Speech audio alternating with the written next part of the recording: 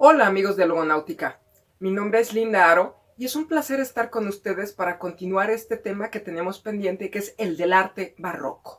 Decíamos que el arte barroco fue un movimiento artístico que empezó en Italia y de ahí se divulgaría por toda Europa y por supuesto de Europa pasaría a América. Sin embargo, la época en que se dio este movimiento artístico fue en el siglo XVII y llegó hasta mediados del siglo XVIII. Mencionábamos también que había tres tipos de barroco. El primero es el barroco de la Contrarreforma o barroco religioso. Decíamos que este primer tipo de barroco se daba principalmente con temas religiosos, que fue apoyado por la Iglesia y por lo tanto va a ser Italia y España van a ser los principales países que sean los mecenas del arte de este tipo de temática. Después vamos a tener el barroco aristocrático. Este es el segundo tipo de barroco. El barroco aristocrático o barroco cortesano, que se va a dar principalmente en Francia, y una de las figuras clave va a ser Luis XIV. Luis XIV de Francia, y también vamos a tener en Inglaterra la figura de Carlos I de Inglaterra, que va a tratar de imitar el estado absolutista francés, cosa que no le va a salir muy bien. Sin embargo, es una temática siempre relacionada con la corte y con los reyes. Aquí vamos a tener que también, bueno, se van a retratar reyes, pero se va a regresar a otros temas como la mitología griega también. Y tenemos un tercer tipo de barroco, que es el barroco burgués. Y este se va a dar principalmente en Holanda, en los Países Bajos. Va a ser el público burgués, como la palabra lo dice, los pequeños burgueses, los clientes de los artistas. Ellos van a ser los que encarguen obras de arte o compren obras de arte que tienen que ver con la vida cotidiana o con temas más cercanos a ellos, como bodegones, por ejemplo, naturalezas muertas o retratos. Sin embargo, pues la vez anterior platicábamos de Caravaggio, una figura clave en el arte italiano, en el barroco, inicios de barroco, pero que él inauguraba un tema que después se divulgaría durante más de un siglo en todo este tipo de arte, que va a ser el estilo tenebrista o caravallista, por supuesto. Bueno, el tenebrismo mencionábamos que era una luz muy fuerte, que da de un lado una luz teatral, artificial, y lo demás se iba a perder en obscuridad, en tinieblas. Una luz fuerte, teatral, dramática, artificial, la mayoría de las veces, y de este fuerte contraste vamos a tener el llamado tenebrismo, que también a veces se le puede llamar como caravallismo, pues fue Caravaggio el primero que empezó a utilizar este recurso de forma ya más general en todas sus obras. Bueno, de Caravaggio también mencionábamos que él era un personaje que usaba el dramatismo en la temática en el momento cumbre, es decir, ponía la escena en el momento clave de lo que está aconteciendo, en ese paroxismo que decíamos que va a ser vital para darle una máxima expresión. Va a tener expresiones extremas, pero también por otra parte vamos a tener que Caravaggio es llamado un naturalista. Va a utilizar figuras de la vida cotidiana, es decir, personajes reales, campesinos, o gente de bajas clases sociales para sus modelos. Esto va a ser muy imitado por otros artistas como por ejemplo Giuseppe de Rivera, el Spagnoletto, que pues por supuesto es español, pero que va a hacer su carrera en Nápoles, lugar donde también había obras de Caravaggio. Bueno, va a haber otros artistas, por supuesto, que van a seguir estos preceptos, pero mencionábamos que la pintura religiosa tiene que ver también con la divulgación de temas de santos, y aquí, bueno, pues tenemos que, por ejemplo, las crucifixiones o temas con la Pasión de Cristo, o por supuesto la Virgen, temas religiosos, vidas de santos, van a ser de los más divulgados. Y sobre todo tenemos a un personaje español de la escuela sevillana, Zurbarán, que va a plasmar varios monjes. Aquí, por ejemplo, también tenemos dentro de estas vidas de santos que va a plasmar el personaje de San Francisco, que va a ser muy popular. Se va a buscar retratar a los ascetas, a personajes que tienen una vida humilde, que están tratando de imitar nuevamente esa pobreza y humildad de Cristo, y sobre todo San Francisco va a ser uno de los favoritos. Él va a ser representado comúnmente con su hábito café. Recuerden que es el hábito de los franciscanos, que tiene 3 nudos, y estos 3 nudos representan, recuerden que son los votos que tienen los franciscanos, que es humildad, pobreza, humildad, castidad y obediencia. Estos son los 3 votos de los franciscanos. Por lo tanto, se les va a poner, a San Francisco se le va a poner siempre como una figura humilde. Y en el caso de Zurbarán quiero mostrarles una de sus obras fundamentales. De hecho, la obra que más me gusta de Zurbarán es un San Francisco que realizó en 1660, donde pues tenemos que solamente hay un personaje y es San Francisco sosteniendo una calavera. Y en esta pintura de San Francisco vemos un estado místico total, una luz tenebrista, que ya hemos estado hablando de ella, donde vemos que la fuente de luz procede del lado izquierdo, pero también de la parte superior, y lo que se ilumina es la mirada de San Francisco. Un San Francisco austero, pues sabemos que será uno de sus votos, la pobreza, la humildad, con este hábito café sencillo, pero lo más importante es que solamente vemos este estado contemplativo. La luz se convierte en algo que refuerza este estado espiritual, en esta mirada que está en un punto perdido fuera del cuadro, pero también vemos un fondo un tanto desdibujado, inacabado, donde pareciera un cielo un tanto turbulento, oscuro, pero que al mismo tiempo contrasta con esta luz que se percibe como sobrehumana. Vemos que San Francisco, pues con la mano izquierda sostiene el cráneo, que es un elemento importante, pero con la mano derecha se toca el pecho.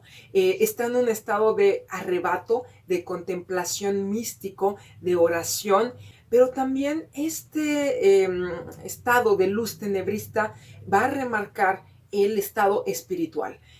Hay que mencionar que San Francisco constantemente se le representa con un cráneo. Este es uno de sus elementos iconográficos. ¿Y ese cráneo qué significa? El cráneo es algo que vamos a reconocer como un memento mori. ¿Qué es un memento mori? Es un recordatorio de que vamos a morir. Es decir, es un recuerdo o un hacer presente que en cualquier momento llega la muerte y que no va a importar lo material y lo terrenal, que lo importante es aquello espiritual. Y por lo tanto, la calavera nos recuerda que todo es efímero, que todo es pasajero y lo único importante es lo espiritual, aquello que va a trascender. Bueno, San Francisco comúnmente es representado con este cráneo y con este hábito sencillo del cual ya hemos dicho, y sobre todo, pues, este arrebato contemplativo es lo más importante en esta obra de Zurbarán. Recordemos que Zurbarán, como buen heredero del caravallismo, va a incluir atmósferas sencillas, pero también personajes sencillos. Si bien aquí no percibimos a alguien del pueblo vulgar, sí nos transmite esa gran humildad y sobre todo este aspecto de luz contrastada, donde también es una composición muy sencilla en diagonal. Una diagonal donde se percibe desde el personaje cómo está inclinado, que empezamos en el extremo superior izquierdo y bajamos hasta el cráneo en el extremo inferior derecho, pero también que esto contrasta con la mirada, que nos forma una diagonal inversa. La luz también está en diagonal y recordemos que este es uno de los elementos compositivos del barroco.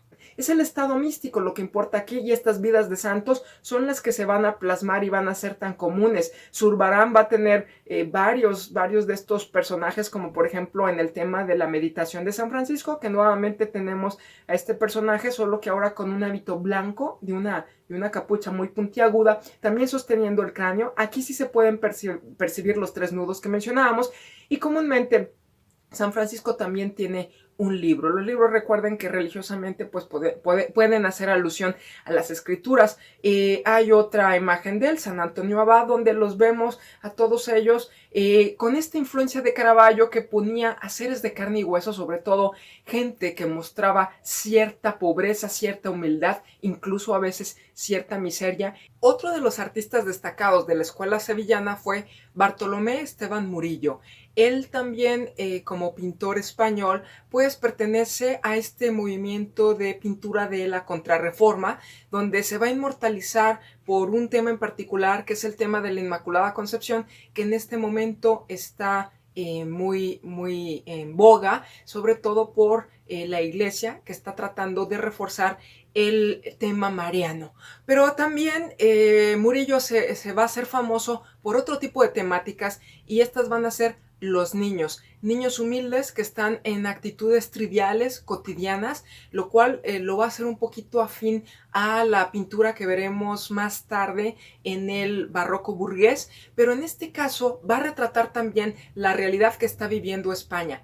Si bien España está en la época de oro de la cultura, en uno de sus siglos de oro, recordemos que ya en el Renacimiento había adquirido mucha importancia, y en el barroco sigue siendo un lugar importante para el arte, para el florecimiento de la cultura. Bueno, vamos a tener que en este momento también se suma con la llegada de América de embarcaciones llenas de oro. Es la época de la colonia, y pese a que está llegando este oro, también está con lo mismo pues surgiendo una gran inflación en toda España. Esta inflación, bueno, pues sí va a traer también sus consecuencias en la sociedad, y mientras vamos a tener gente que se enriquece rápidamente, que incluso van a pagar títulos nobiliarios, aún siendo panaderos. Quien pudiera pagar un título nobiliario se convertía en noble. Bueno, también vamos a tener esta miseria, y esta miseria es retratada por Murillo, y aquí tenemos,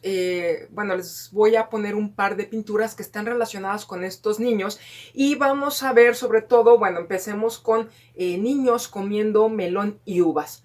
Tenemos un par de niños que están dentro de una habitación. Bueno, aunque no vemos exactamente el entorno, estamos viendo que la luz llega de un costado, no es una luz directa, no es un espacio abierto, es un espacio cerrado, pero tiene una luz contrastada. En esto sí recuerda mucho el naturalismo del cual ya hemos estado hablando, y en este naturalismo pues vemos también niños que no disimulan su pobreza, su miseria, al contrario, la remarcan.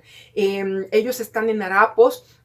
Cromáticamente no cambia mucho la pintura, son tonos ocres que van desde los, bueno, ocres sepias, zonas muy luminosas, ya lo hemos dicho, y zonas que también se pierden en la oscuridad, pero los niños están comiendo fruta, ocupados con su actividad. En este momento para ellos no existe la miseria ni la pobreza. ¿Por qué? Porque ellos están disfrutando el alimento.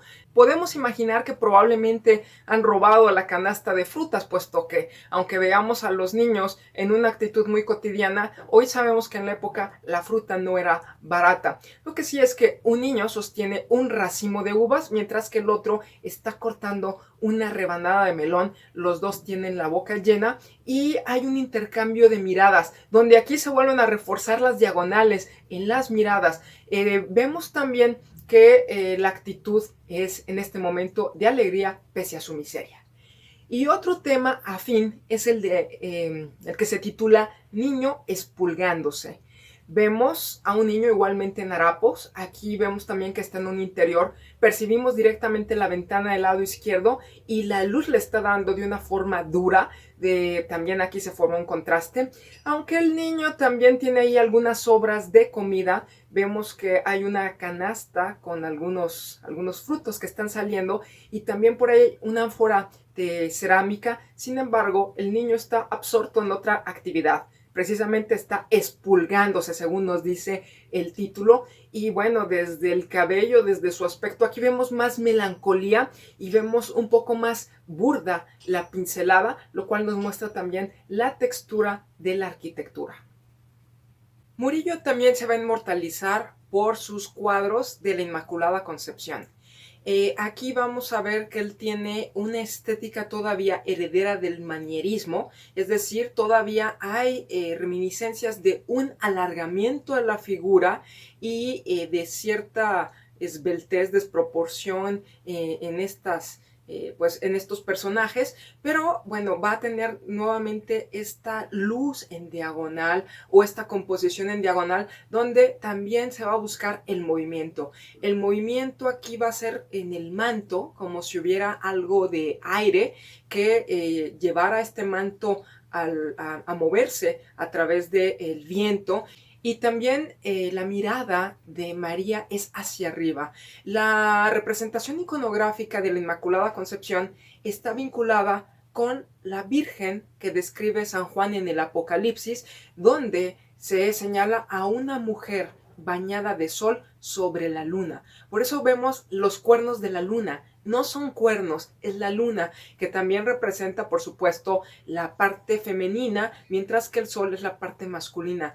El sol, aunque aquí comúnmente percibimos solamente rayos de luz, pues representan lo divino desde la Edad Media. Y aquí, bueno, vemos a María, que está en una mirada igualmente contemplativa hacia el cielo, rodeada de ángeles o querubines que portan varios atributos. Dentro de los atributos iconográficos tenemos a veces la azucena, esta flor blanca. Las azucenas representan la pureza de María.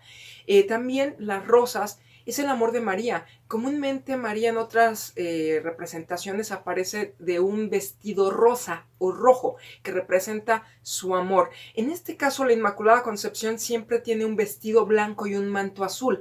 El azul va a representar lo espiritual, lo celestial.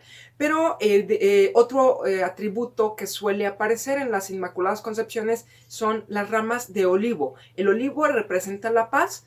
La palma entre los santos representa el martirio, pero en el caso de María es el triunfo. Ella emerge triunfante. Y por último, en ocasiones, a veces aparece un espejo. Este espejo significa la prudencia. Estos son algunos de los elementos iconográficos que a veces aparecen y son elementos que portan estos angelillos. Bueno, Murillo entonces también tiene sus composiciones en diagonal. Aquí vemos a los angelillos que se agrupan en una diagonal y esto se refuerza también con la mirada de María, que bueno, ya hemos visto que ve a un punto fuera del cuadro, pero sobre todo en un estado espiritual, en un estado de contemplación. Y bueno, pues el viento hace este movimiento en el manto y ya hemos señalado que este es uno de los puntos del barroco. Pues bien, estos temas de la Inmaculada Concepción de Murillo, pues varios llegaron a América porque Sevilla, que es donde él tenía su taller, él era de la escuela sevillana, bueno, aquí estaba el puerto más importante de España y de aquí partía la mercancía a América y entre esta mercancía estaban los cuadros de Murillo. Y bueno, este es Murillo, este es en España, pero decíamos que hay otros artistas y también un país católico va a ser, o un lugar católico va a ser Flandes. Flandes, donde, bueno, tenía ya una gran tradición pictórica en el Renacimiento, pero que ahora la figura clave va a ser Rubens. Pedro Pablo Rubens, Peter Paul Rubens, que él va a ser un pintor muy polifacético. De hecho, bueno, muy pocos saben que va a ser incluso un diplomático, va a ser espía. Él también tiene una historia completamente novelesca. Es un artista que vivió en un ambiente palaciego, lo mandaban en misiones diplomáticas, se rodeaba de gente importante, se codeaba con reyes. Sin embargo, a él no lo veían como un noble, porque no lo era un simple pintor. Pero Rubens llegó a organizar muy bien un taller, llegó a tener tantos pedidos, que llegó a tener tantos asistentes, porque no se daba abasto para entregar las obras, y él tenía realmente un taller que manejaba grandes pedidos, grandes cantidades de obras también, y esto hace que él tenga una temática muy variada. Sin embargo, Rubens va a ser un pintor exuberante. Bueno, va a recibir muchos encargos y va a ganar muy bien y va a saber vivir muy bien. Él vivía prácticamente como un príncipe, llegó a tener un palacio, él sí llegó a disfrutar el dinero. En la mañana trabajaba como todo un artista, es decir, tenía una disciplina de trabajo inquebrantable, pero por la tarde también se dedicaba a hacer visitas cortesanas. Bueno, no podemos hablar mucho de la vida de Rubens, pero sí podemos mencionar algunas obras claves. Sobre todo yo quiero, pues al menos poner un ejemplo de la pintura religiosa de Rubens, que es el descendimiento de la cruz, que en realidad es parte de un tríptico, pero estamos viendo el panel central. Y en este descendimiento de la cruz, pues vamos a tener esta luz teatral de la que ya hemos hablado anteriormente, que es, tiene un papel clave también en la pintura religiosa, porque aquí no es ninguna luz natural. Bueno, esta luz principalmente la estamos viendo que emerge de la figura de Cristo, que si es el descendimiento de la cruz, bueno, vamos a empezar por ahí. Tenemos varios personajes que están bajando a Jesús de la cruz, ¿no? Aquí tenemos que se esfuerzan, algunos están, bueno, subiéndose en una escalera, otros lo esperan abajo. Sin embargo, aquí también tenemos a las Marías, vemos de hecho a 3 mujeres que están en el extremo inferior izquierdo y están muy pendientes de cómo lo bajan de la cruz. Pero lo más importante para mí es esta exuberancia que tiene Rubens, que va a ser su característica. Rubens va a ser un pintor que siempre va a buscar sacar lo mejor de todas las escuelas. Él va a tener la herencia de la pintura flamenca, pero también va a viajar a Italia, va a viajar a muchas cortes y va retomando lo mejor de todos. Y en este caso, pues tenemos que él va a ser uno de los artistas más coloridos del barroco. Trata de sacar provecho de estas luces, pero también en el atuendo de los personajes vamos a tener que pues él pone ciertos coloridos. Aquí tenemos también en la parte inferior la figura de un joven. Este es Juan, que está ayudando a bajar a Cristo. Él está vestido de rojo, mientras que María está vestida de azul y las 2 mujeres que lo acompañan de verde, con telas satinadas, porque recuerden que si de algo se caracterizó Flandes fue del intercambio de telas y sobre todo telas lujosas, exóticas, que venían de Oriente y que tenía intercambio con otros lugares, pero bueno, como buenos comerciantes les llegaba este tipo de mercancías, y esto lo plasma Rubens. También tenemos que dentro de las actitudes de los personajes se ve un gran esfuerzo. Aquí hemos hablado anteriormente de una expresión extrema y que esto lo vamos a conocer como pathos, o a veces simplemente se pronuncia patos.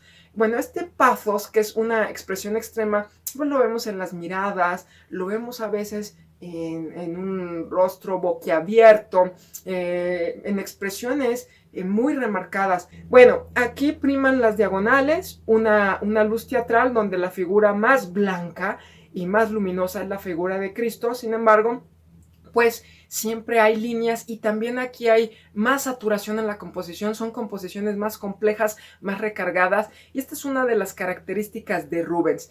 Bueno, Rubens también se va a caracterizar por tener unas figuras un poco más musculosas, pero en el caso de las mujeres también figuras más regordetas. Aquí no primaba la moda, era todo lo contrario al Greco. El Greco que alargaba las figuras y las hacía esbeltas, bueno, Rubens no. Rubens tendía a poner figuras robustas y normalmente, bueno, a veces lo conocemos cotidianamente como los identificamos como las gordas de Rubens. ¿Por qué? Porque supongo que esto era lo que estaba más de moda. No creo que sea solamente el gusto del artista, porque también debió tener clientes para ello. Bueno, él tiene pinturas religiosas, una de las más también famosas, tiene muchas, él tiene cientos, seguramente muchas de sus obras ni siquiera las terminó él, ponía a su taller a trabajarlas y a veces él daba una que otra pincelada y probablemente tenía tantos encargos que en algunas obras no debe haber pinceladas de él. Y hay algunas que también se especificaban en el contrato que él debía hacer directamente toda la obra. Claro, estas las cobraba más caras. Bueno, pero tenemos la adoración de los Reyes Magos. Vemos que en esta escena, pues, por supuesto, llegan los reyes a adorar al niño Jesús, que está junto a María y a José, que están ellos del lado izquierdo. Del lado izquierdo se perciben una construcción arquitectónica así muy clásica, con una columna clásica. Vemos la basa y vemos ese fuste estriado que contrasta pues, con la tradición, porque se supone que es un lugar humilde, ¿no? Pues aquí tenemos lo que debiera ser un establo y apenas si vemos un techo con maderos y paja, pero bueno, están ahí flotando unos querubines. También tenemos que aquí lo visitan muchos personajes, no nada más los reyes. Pareciera que, bueno, llegan los reyes, sí, con camellos, con caballos y también con sirvientes, y traen aquí los regalos, pero es una escena mucho más compleja, una composición más compleja. También podemos vean la línea del cielo que es diagonal, este aire visual que se abre es diagonal, los personajes siempre están situados en diagonales, ya no hay este equilibrio del que hablábamos antes, ya no hay simetría, es todo lo contrario, es un equilibrio asimétrico, hay muchos colores, mucha expresión y sobre todo, bueno, exuberancia en todos los sentidos, un carácter un poco más festivo, por decirlo así, o expresiones también mucho más variadas. Bueno, ese es el Rubens religioso. Ya hablaremos de él más adelante porque vamos a ver que hay un Rubens mitológico y un Rubens cortesano, pero bueno, eso ya será otro tema. Por último, yo sé que hay muchas pinturas religiosas que pudiéramos mencionar, pero ya hemos hablado bastante de este barroco religioso, que era pues como un programa de la Contrarreforma para persuadir al espectador a través de la pintura, y hemos reiterado que hay que persuadirlo a través de los sentidos, que hay que conmoverlo.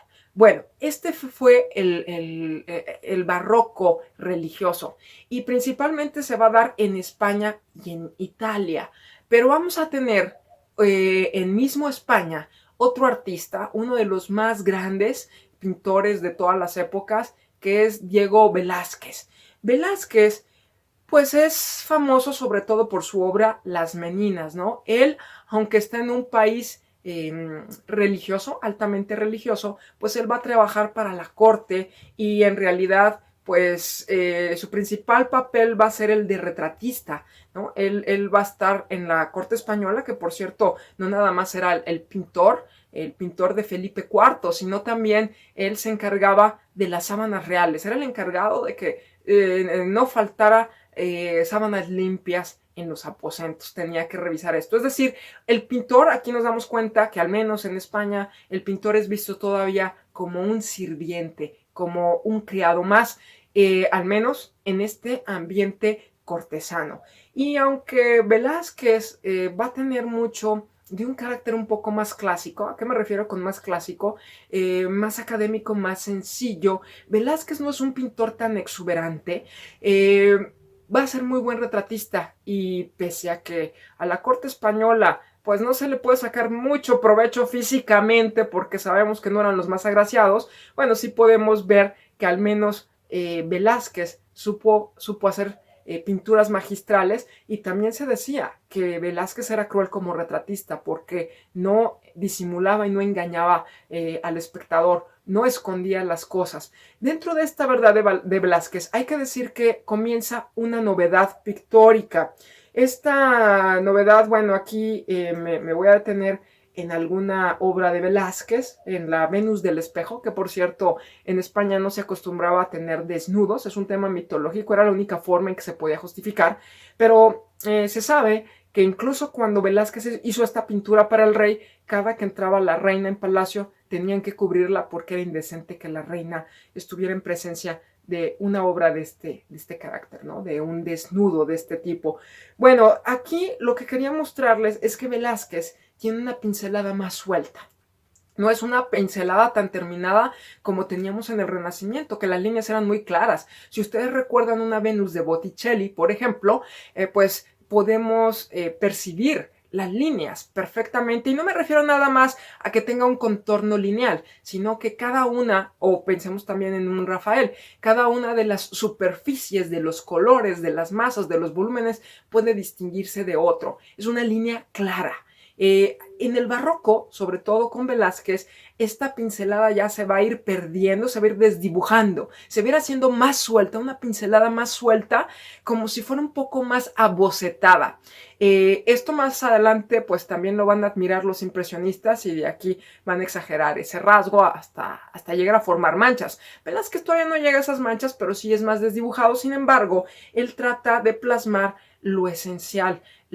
Aquí el barroco busca más lo pictórico, no tanto lo dibujístico. Recuerden que el dibujo se basa más en la línea y lo pictórico se basa más en el color, en el volumen. Entonces esta va a ser una característica de Velázquez. Sin embargo, bueno, yo creo que hay que ir directamente a la obra cumbre de Velázquez, o por la que es recordado, ha sido inmortalizado sobre todo por esta magistral obra de Las Meninas. Y aquí en Las Meninas es una de las pinturas protagonistas del Museo del Prado en Madrid. Bueno, tenemos, que por cierto es de un gran formato, pero tenemos una habitación que se ve llena de cuadros. Esta pintura que pues pareciera que puede funcionar como el taller del artista, pues es un poco enigmática, porque vemos a nuestra izquierda, detrás de un lienzo, de un gran lienzo, al pintor que sostiene su pincel. De hecho, también tiene una cruz, la cruz del Orden de Santiago, que esa, por cierto, fue puesta ya después de que Velázquez terminara esta obra, porque el nombramiento se lo dieron apenas 2 años antes de morir Velázquez, que era lo que siempre aspiró a ser un noble. Y bueno, para no desviarme del tema, vemos al pintor. Vemos al centro de la composición a unas niñas. Sobre todo destaca una niña vestida de blanco con estos vestidos ampones, que voltea al frente, nos ve a nosotros como espectadores, y hay otras niñas que le hacen reverencias, que están a su disposición, están viendo qué necesita. Bueno, la niña que está al centro es la infanta Margarita, y las que la están asistiendo son las meninas. Estas son las meninas, las que ayudaban a la infanta, o a la princesa, ¿no? Como le llamaríamos nosotros. Estas meninas que están haciéndole reverencias, bueno, también están acompañadas de otros personajes. En el primer plano, en el extremo inferior derecho, tenemos a lo que parecieran ser 2 niños, que en realidad son 2 enanos. Este niño que está pateando al perro es también un enano, el enano Nicolásito, y atrás tenemos 2 adultos, una religiosa, que estos pareciera ser que están cuidando que los niños se comporten adecuadamente. Y en el fondo, si nosotros vemos al fondo, aquí hay una puerta que está abierta. Parece que un personaje se detuvo momentáneamente a ver qué está sucediendo, que todo esté en orden, y pareciera que va a continuar su camino, pero también vemos que hay unas obras, y también hay que poner atención en la parte central de la composición, que es aparentemente una pintura. Pero no, fíjense que no es una pintura, en realidad es un espejo. ¿Y quiénes están retratados en el espejo? Están aquí los reyes. Ese se supone que es el verdadero tema de Las Meninas. Velázquez está pintando a los reyes. Los reyes están ocupando el lugar que nosotros tenemos como espectadores, y están viendo al frente. No sabemos si esta obra, los reyes les gustó tanto la vista que decidieron que Velázquez plasmara esto, o si fue un capricho del artista. Pero como sea, la obra es genial. ¿Y por qué es genial? Porque es una pintura completamente diferente. No se había hecho nada así hasta este momento.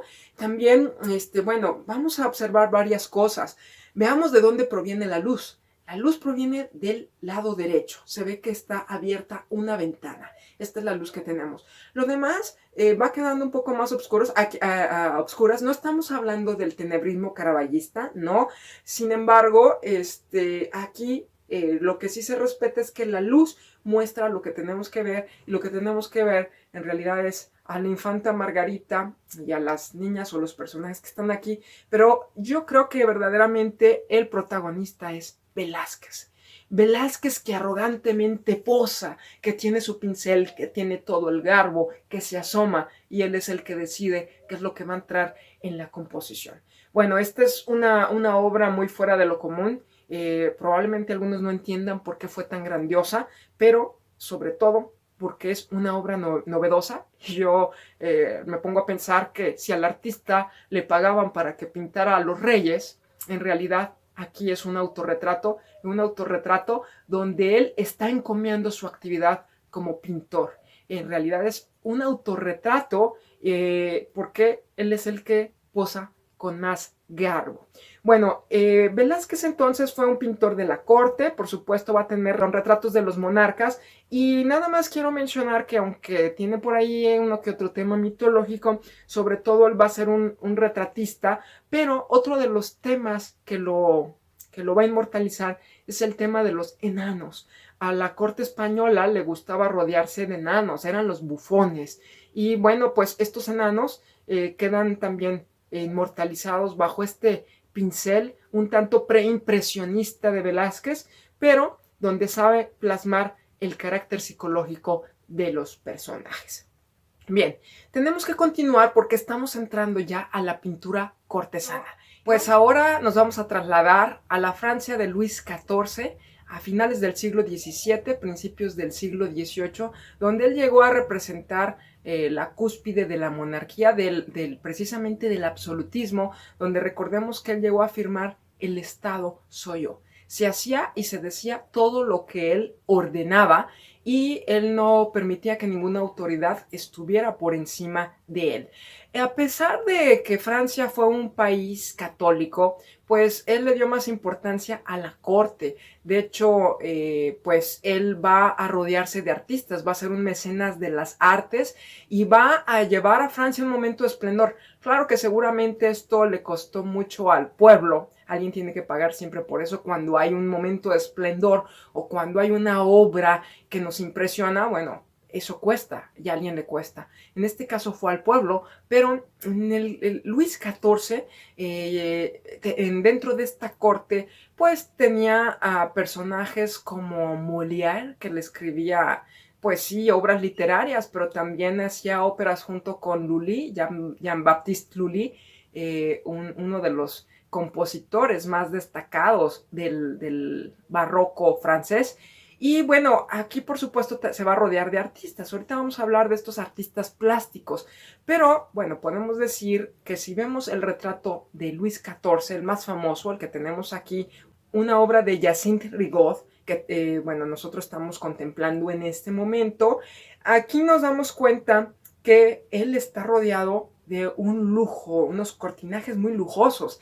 Tiene una piel de armiño de una gran dimensión, muy lujosa, y también se ven los terciopelos, ya sea en la silla, en los muebles, precisamente en este mueble que sostiene también una corona, en su mismo manto, de la flor de lis de color dorado sobre el fondo azul, que este es el emblema de los franceses. Él de fondo tiene una columna lujosa, llena de dorado. Vamos a decir que a Luis XIV se le va a reconocer como el Rey Sol, y todo lo va a mandar dorar porque son los rayos que él irradia. Y él también va a sentir que la figura de Apolo, este dios mitológico griego, grecorromano, lo va a representar porque Apolo representa el sol, es el dios solar, es el dios de la razón, es el dios de las artes, es el dios que se rodea con las musas, es un inspirador. Entonces él se va a equiparar a la figura de Apolo, o a veces a la de Júpiter, ¿no? A la de Zeus, el todopoderoso. Como sea, el Rey Sol, bueno, fue famoso por una cuestión que no tiene nada que ver con las artes. Dicen las malas lenguas que se bañó 2 veces en su vida, en su primera comunión y en su boda. Aunque bueno, la verdad otros dicen que esto es una falacia, que se bañó unas 6 veces en su vida. Como sea, bueno, estos eran los hábitos de higiene de la época. Imagínense, si este era el rey, ¿qué sería el resto de la gente si él tenía todo a su disposición? Bueno, pero esto era por una cuestión cultural, que se consideraba que las enfermedades se transmitían a través del agua. Y bueno, pues esa es una de las anécdotas que inmortalizaron al Rey Sol cuando pues debemos recordarlo principalmente como mecenas de las artes. Tal vez sus caprichos, pues también sus caprichos artísticos son los que han hecho que lo recordemos. ¿Quién no recuerda Versalles? Un palacio que él mismo va a mandar a hacer. Pero bueno, estaba con la pintura, no nos desviemos, y en este manto rojo que está de fondo, esta gran peluca, que bueno, ya estamos entrando en el siglo XVIII, ya la moda va avanzando y sobre todo la moda francesa. Hay que decir que a partir de aquí los franceses se van a considerar como los reyes de la moda también. De aquí surge la moda elegante y hasta la fecha hablamos de una moda parisina, ¿no? Francia vinculada con la moda. Bueno, con Luis XIV el centro de las artes va a ser Francia. Va a desfasar a Italia, esa Italia papal que había sido la mecenas del barroco temprano, del Renacimiento y del barroco temprano. Ahora va a ser Luis XIV el centro de las artes, el centro de la cultura. A partir de aquí y hasta el siglo XIX se va a empezar a hablar en francés. Esa va a ser la lengua culta, va a ser la lengua de los intelectuales y va a ser la corte culta. Este refinamiento donde vemos esta peluca larga, rizada, exagerada. Bueno, esta exageración va a ser propia de un barroco exuberante, pero también cortesano.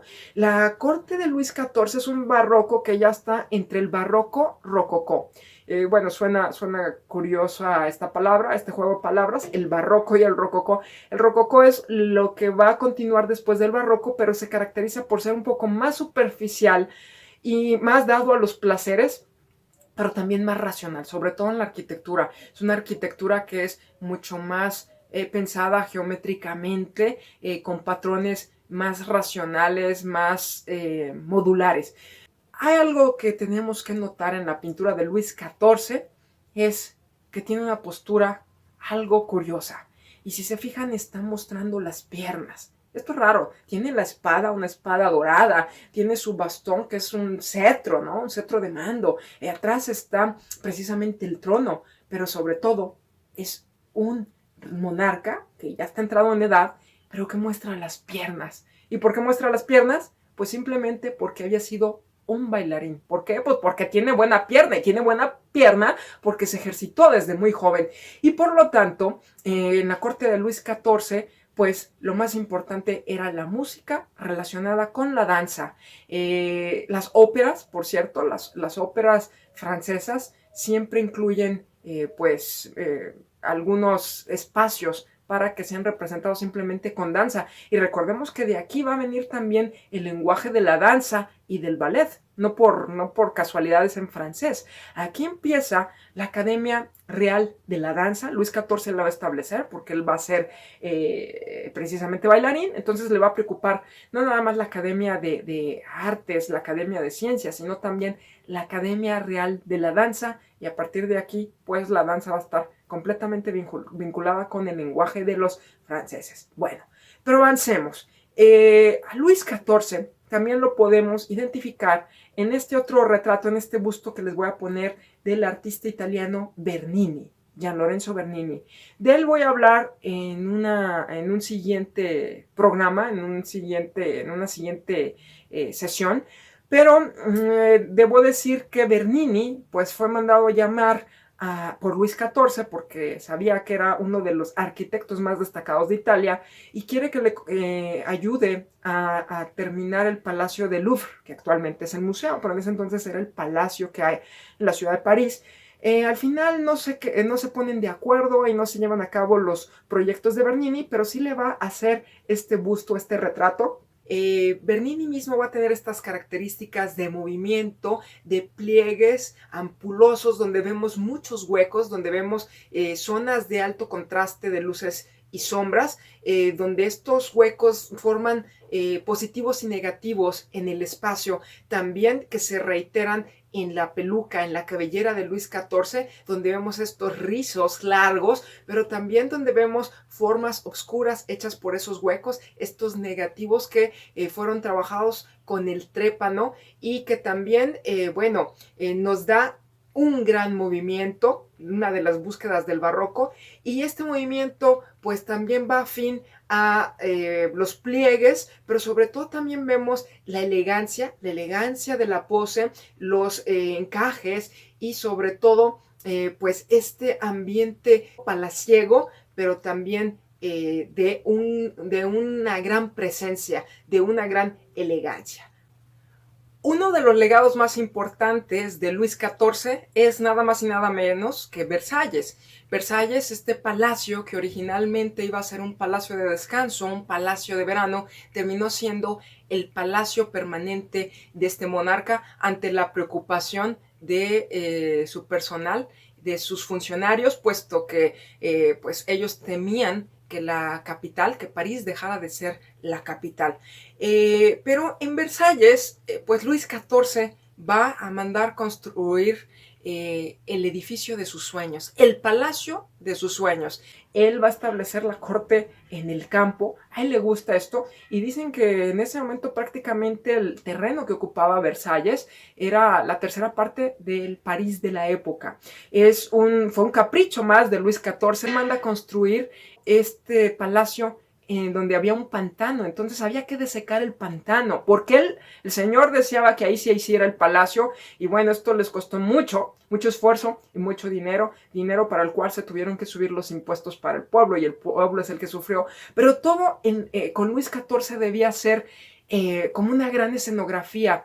Todas sus actividades, desde que se levantaba, desde que despertaba el rey sol y amanecía, pues llevaban un ritual público. De hecho, el rey no tenía privacidad absolutamente para nada. Y cuando digo para nada es para nada, para nada. Usen su imaginación. Pero en estos rituales y en estas escenografías, el palacio, que llegó a tener jardines, bueno, hasta la fecha, ¿no? Tiene unos jardines enormes donde todo está perfectamente trazado, ordenado, donde tiene galerías, donde tiene habitaciones que llaman la atención, sobre todo por el dorado, porque están llenas de artes, porque los techos están pintados, no hay rincón aquí que se escape. ¿El barroco dónde está? Es un barroco más racional en la arquitectura. De hecho, es mucho más geométrico, más planeado, no se parece al barroco arquitectónico italiano, por eso yo creo que no funcionó el proyecto de Bernini, que después ya platicaremos de eso. Pero lo que sí podemos decir es que no cabe un alfiler en la decoración. Los techos casi siempre tienen temas mitológicos. Si ustedes voltean y ven cada uno de los detalles, pues prácticamente pues están los dioses del Olimpo entre nubes, y siempre está la figura de Apolo comúnmente, o la figura de Luis XIV, ya sea como mecenas de las artes, ya sea como figura olímpica, pero todo está también lleno de dorado. Recuerden que para eso se usa el pan de oro, la hoja de oro, que es oro real, y que también pues tenía un gran costo, pero sobre todo era un gusto exquisito, refinado. Los franceses desde entonces se van a caracterizar por lo refinado, ¿no? Lo refinado en todo, en la comida, en la variedad, en el atuendo, en el caminar, en la delicadeza de los modales, en los perfumes, porque si ya dijimos que si Luis XIV no se bañaba, la gente tampoco, por eso traía pelucas y talco y perfumes, y de ahí también que ellos sean los maestros del perfume. Desde entonces empezaron con eso, ¿no? Pero llama la atención dentro de este palacio la famosa Galería de los Espejos, que les muestro aquí, un lugar donde pues irradia la luz por todas partes, no solamente por las ventanas que dan a los jardines de los que ya hemos hecho alusión, sino también pues por esos espejos que reflejan la luz, y esos espejos que también reflejan todo el dorado que pues ya hemos señalado que representa la luz que irradia el monarca, ¿no? El rey sol. Este dorado en las esculturas, en los relieves, en las molduras, que efectivamente da un toque de armonía, pero también de lujo, de una elegancia total. Y aquí hay una armonía. Un edificio perfectamente planeado, racional, pero lleno de ornamentación. Es una galería de sueños prácticamente, donde los candiles, donde las ventanas, donde las esculturas, los techos, los relieves, las pinturas, bueno, forman un complejo armónico. Y asomándonos por la ventana, pues tendremos los famosos jardines, que hay que invertirles bastante tiempo para poder conocerlos. Bueno, Luis XIV aquí lo podemos ver como un protector de las artes y las ciencias. De hecho, este va a ser el papel en el que le va a gustar ser retratado. Y también, bueno, vamos a ver la figura de un detalle, de un rostro donde se ve que está rodeado de rayos de luz. Es la representación de Luis XIV, una figura que está muy vinculada con Apolo, y esta pues va a estar en adornos desde molduras, desde las puertas del Palacio de Versalles o cualquier relieve escultórico, ¿no? Porque era el emblema de Luis XIV. Bueno, uno de los pintores más importantes de Luis XIV es Charles Le Brun, es el que se va a encargar de hacerle estos techos, donde prácticamente él tiene un sitio olímpico, ¿no? Este monarca, y está pues simplemente entre los dioses del Olimpo. Parece que él fuera uno más de estos dioses. Y de pues barroco refinado, Charles Le Brun pues va a ser uno de los favoritos del rey. Sin embargo, también debo decir que aquí van a destacar dos personajes considerados académicos. Uno de ellos es Nicolas Poussin y el otro Claude Lorraine, o Claudio de Lorena, como también se le conoce, porque era de la región de Lorena, de Lorena. Bueno, estos dos artistas, la verdad es que los dos viajaron a Roma, porque aunque Francia ya va a ser el centro de las artes, Roma sigue siendo el lugar de las fuentes clásicas, el lugar de la academia. Había surgido principalmente la Academia de Artes de Roma y va a seguir siendo una de las más importantes. Todavía le queda mucho tiempo de vida, y aquí los franceses pues mandaban estudiar también a los pintores destacados, y dos de estos artistas van a ser Poussin y Lorraine. Nada más que los dos se van a caracterizar por cosas muy diferentes. Aquí es donde tenemos ya el barroco cortesano. O bien está vinculado con la figura de los monarcas y los retratos reales, o bien tenemos temas mitológicos. Esta es la contraparte a la temática religiosa que tenía la Contrarreforma.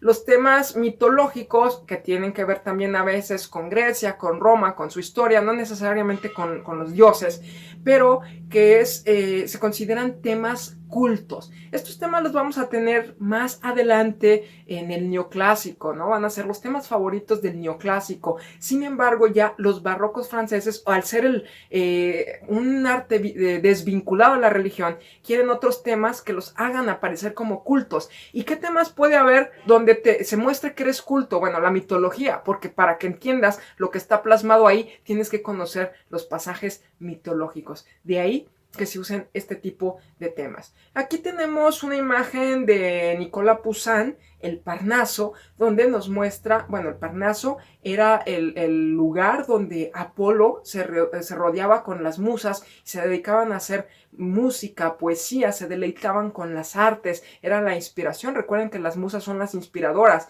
y aquí, si se fijan, estamos en un bosque donde hay amorcillos que se ve que están por ahí aleteando, recogiendo coronas de laurel, que el laurel era precisamente el elemento, la planta que había elegido Apolo como su planta, ¿no? Su planta sagrada. Y bueno, vemos a los personajes que tienen estas coronas, pero también vemos a un personaje cabellera rubia que está en la parte central, en el segundo plano, pero un poquito al lado derecho, ¿no? Este personaje, cabellera rubia larga, pues es nada más y nada menos que Luis XIV dentro de este Parnaso, el lugar de las musas y de Apolo. Vean cómo se vincula él con la figura de Apolo. Aquí Poussin, al viajar a Italia, tiene la influencia de Rafael. Rafael va a ser el artista clásico que tiene, vean, los colores son mucho más luminosos que lo que habíamos visto en el tenebrismo. Aquí hay colores más variados. Recuerda mucho a la pintura de Rafael. La línea vuelve a ser muy clara y los personajes perfectamente definidos, perfectamente proporcionados, y no son tan expresivos. A pesar de que estamos en el barroco, no son tan expresivos porque estamos regresando al academicismo, la academia, lo clásico. Lo clásico siempre es más mesura. Aquí, bueno, donde no hay tanta mesura es en la complejidad de la composición y la saturación de personajes. Sin embargo, la temática, la forma de tratarla expresivamente es mucho más austera. Bueno, esta es una característica de Poussin. Otro de los temas que tenemos de Poussin, vean, esta es la pintura bacanal, y pues Baco era el otro dios del vino. Teníamos lo apolíneo y lo dionisiaco. Aquí estamos transitando entre lo apolíneo, que es lo racional, la mesura, y lo dionisiaco, que es lo pasional, las emociones, la embriaguez, es el no censurar tus sentidos, no censurar la sensualidad. Y aquí en las bacanales, por supuesto, eran borracheras, donde después todos terminaban entregándose al amor. Bueno, aquí tenemos precisamente esta bacanal donde están algunos personajes que recuerdan que las bacanales, quienes acompañaban a Dioniso o Baco, el dios del vino, eran los faunos, ¿no? Y también tenía una corte de mujeres que lo seguían. Bueno, aquí todos están dejándose llevar por la embriaguez, pero regresemos a los colores claros, luminosos, una claridad de línea, y pese a que es el tema de Dioniso o de Baco, que es una bacanal, sí vemos 2-3 personajes muy expresivos, pero el resto de las actitudes son un poco más mesuradas, sobre todo las de las mujeres, aunque sí muestran cierta alegría. También otra de las características es que aquí vemos paisajes, ¿no? Esto le va a gustar mucho a Poussin. Ahora veamos la pintura de Claude Lorrain. Lorrain, él también se va a enamorar de Italia, lo van a hacer viajar y regresar a Francia, pero después él decide volver nuevamente a Roma y quedarse un gran tiempo ahí en Roma. Y aquí lo que podemos percibir en su obra son principalmente las ruinas romanas.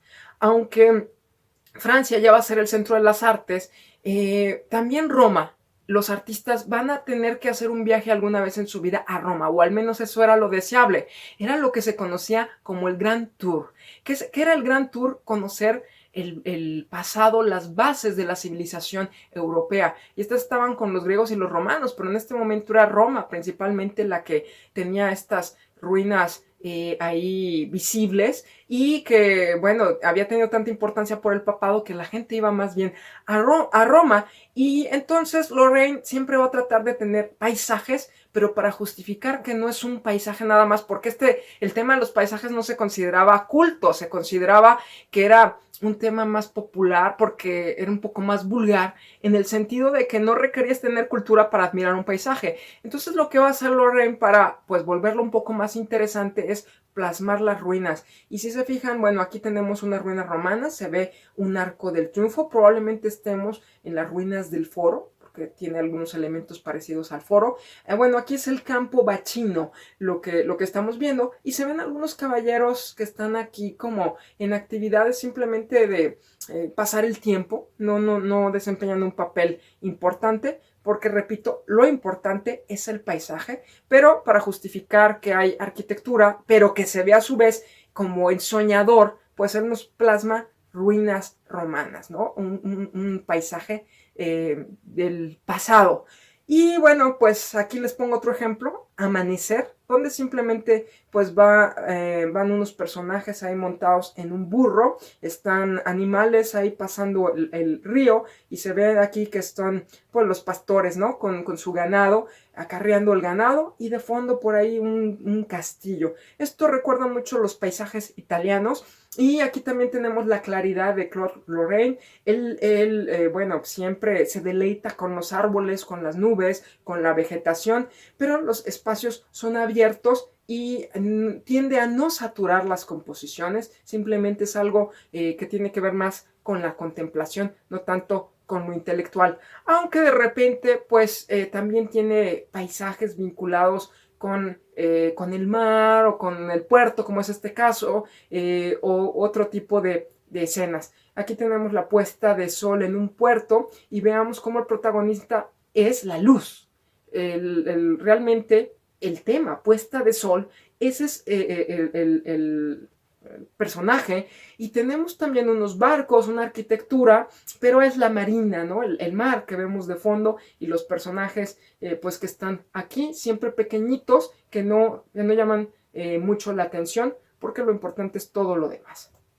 Ok, bueno, pues vamos a ver la otra faceta de la pintura barroca cortesana, que tiene que ver precisamente con la mitología, bueno, ya estamos viendo algo de eso, pero con ensalzar a los gobernantes. Y no hay nadie como la figura de Rubens. Rubens todo lo hacía magnánimo, grandilocuente. Rubens es alguien que no importa si tiene un personaje como María de Medici, que se dice que no tenía ni siquiera personalidad, que era aburrida, de hecho, que es descendiente de Lorenzo de Medici, pero que finalmente va a estar casada con un rey francés, va a ser la abuela de Luis XIV.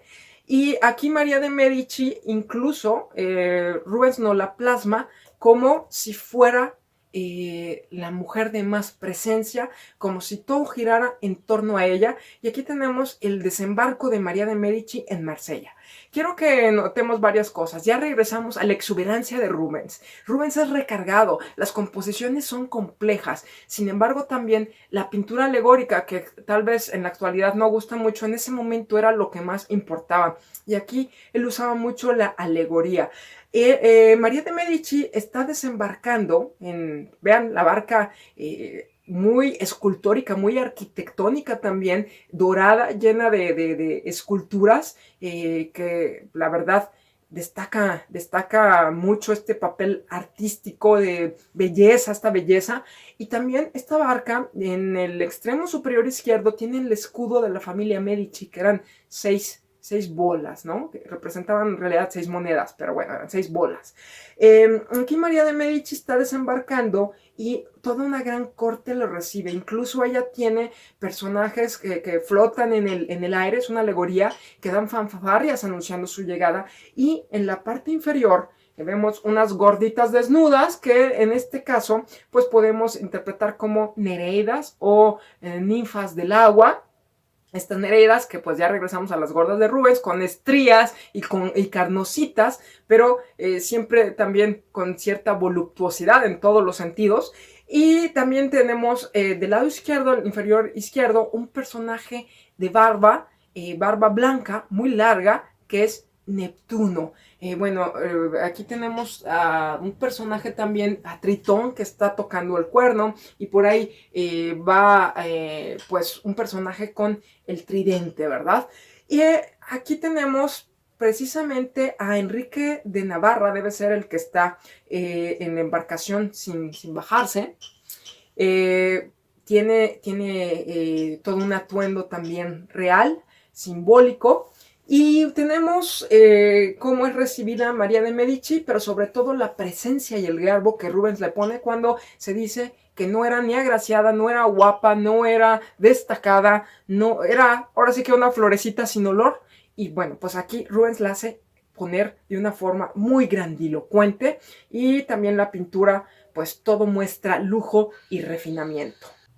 Y para finalizar este episodio del barroco aristocrático o cortesano, pues hay que señalar también a Carlos I de Inglaterra, otro de los mecenas de las artes. Curiosamente, Inglaterra tenía que importar a los artistas, todos los artistas eran de fuera. Sin embargo, el retratista oficial va a ser el discípulo de Rubens, Anthony Van Dyck, un personaje que se va a inmortalizar por los retratos de este monarca. Y aquí podemos ver, por supuesto, una herencia de Rubens, aunque no tiene la misma exuberancia que él, sí tiene cierta sensualidad en su representación plástica, pero también podemos ver que hay una languidez y melancolía que son muy propias de Van Dyck.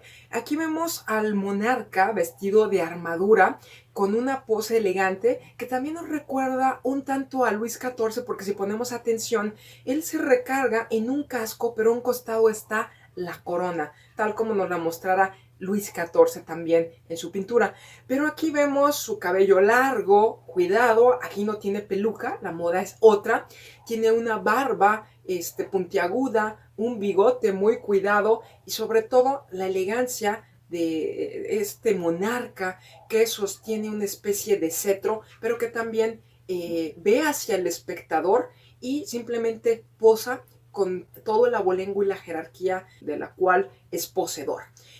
Van Dyck lo puede representar dentro del palacio, lo puede representar también a caballo, es muy común que esté a caballo, de cacería, pero también en esta otra pintura donde vemos a Carlos I de Inglaterra, debajo de un arco arquitectónico donde por cierto hay un cortinaje. Aquí se ve también la herencia que tiene Van Dyck tanto de Rubens como de la tradición flamenca al plasmar estas telas satinadas con toda la elegancia, y que por cierto son estas telas las que le dan movimiento, este color verde que contrasta con el rojo del paje, pero que también, bueno, aquí está rompiendo la simetría y también le da movimiento a la vez que hace juego o eco de la caída del cabello del monarca. De fondo vemos unas nubes también en diagonal, y todo esto hace que la composición, a pesar de ser centrada, tenga un movimiento. A Carlos I también podemos verlo a caballo, como he dicho, era muy común verlo también en paisajes, siempre acompañado de sus pajes, y bueno, era también importante que los monarcas se retrataran a caballo porque el caballo les daba porte, les daba otra jerarquía, y aquí vemos, bueno, el paisaje abierto. Esto también en el barroco, pues el universo ya es muy grande, porque recordemos que es un siglo de la ciencia, donde el universo, bueno, ya no estamos hablando de un sistema geocéntrico, sino heliocéntrico, y esto también se refleja en lo abierto de los paisajes y en la grandilocuencia. Bueno, esta elegancia donde vemos a Carlos I bajo la pincelada de Van Dyck, pues va a tratar de seguir los pasos de las pinturas y del arte de Luis XIV. Desafortunadamente, Carlos I no tuvo la misma suerte. Él tuvo la desdicha de ser decapitado por tratar de seguir el ejemplo de Luis XIV y ser un monarca caprichoso, pero se le olvidó que aquí había un parlamento que hacía respetar las leyes, y él quiso estar por encima de estas leyes. Pues bien, de esta forma cerramos esta sesión dedicada al barroco cortesano o aristocrático, y hay que recordar que la figura central fue Luis XIV, fue imitado por otros monarcas de Europa. Sin embargo, pues las características, cerrando con estas características, pues tenemos que el rey, el monarca, es el patrono principal de las artes, es el mecenas principal. Aquí no va a ser la iglesia, sino el propio monarca y, bueno, los cortesanos mismos. El arte va a sugerir grandeza, es un arte muy grandilocuente, y sobre todo si nos referimos al Rey Sol, todo tiene que representar esta grandilocuencia que él mismo personifica. Es un arte solemne, deslumbrante, donde también, bueno, va a servir de propaganda. Aquí la propaganda no es religiosa, sino la propaganda es monárquica, y esa es la imagen con la que el rey quiere ser recordado, y esa es la imagen que también da a los visitantes. Tiene que imponerse a través de las artes, y entre más imponente sea su palacio o sus sedes, sus lugares que son visitados por los diplomáticos, bueno, esa es la impresión que va a dar siempre a los otros monarcas, que a su vez van a ir imitando. Los retratos pues son pomposos, son con cierta elegancia, siempre se busca un estado de jerarquía donde se destaque precisamente la relevancia del personaje. Tenemos que también va a ser un periodo ilusionista, muy escenográfico. Todo lo que hacía el monarca, recuerden que estamos en función de Luis XIV, todo tenía que ser muy teatral, todo es como si fuera un gran teatro, como si fuera una obra de Molière, una obra teatral, y aquí se refuerza esta propaganda de la cual ya hemos hablado, es la reafirmación del poder y del prestigio, pero sobre todo se trata del prestigio nacional, si es que le podemos llamar así, ¿no? Hay una idea también de glorificación, la glorificación de la corte, del monarca mismo, y un punto con el que vamos a cerrar es recordar que también es la época de las academias reales, de las cuales todavía hablamos. Hoy hablamos sobre todo en Inglaterra, ¿no? De la Real Academia de la Danza, de las Artes. Bueno, esto empezó también en Francia. Ya Luis XIII y después Luis XIV fue reafirmando esta idea de academias, donde hemos mencionado que establece una academia de la danza, pero también academia de la literatura, academia del arte, y la academia pues más adelante tendrá repercusión ya en el neoclásico, pero aquí empieza a darse una formalidad a todas estas disciplinas, una formalidad que antes no tenía, y un rigor donde hay que seguir reglas. Y por último, pues recordemos que Versalles fue la gran herencia de Luis XIV, donde la influencia se dejó ver en toda Europa y todos los monarcas quisieron tener un palacio de verano que igualara o al menos que imitara estos jardines y este lujo cortesano. Bueno, pues hasta aquí le dejamos esta temática del barroco cortesano y continuaremos en una última sesión dedicada al barroco, donde hablaremos del barroco burgués. Aquí hablaremos de personajes que están vinculados con los Países Bajos, con Holanda, y sobre todo hay que hablar de uno de los grandes pintores, al menos otro de mis favoritos, que es Rembrandt, también de Frans Hals, que si bien teníamos retratos, muchos retratos en el barroco cortesano, pues ahora también vamos a tener retratos, pero retratos de gente de a pie, de gente común y corriente, que van a ser los pequeños burgueses y que van a ser también muy aficionados al arte, pero un arte de otras características que ya hablaremos en otra ocasión. Por el momento es todo, me despido, ha sido un placer estar con ustedes y bueno, hasta la próxima.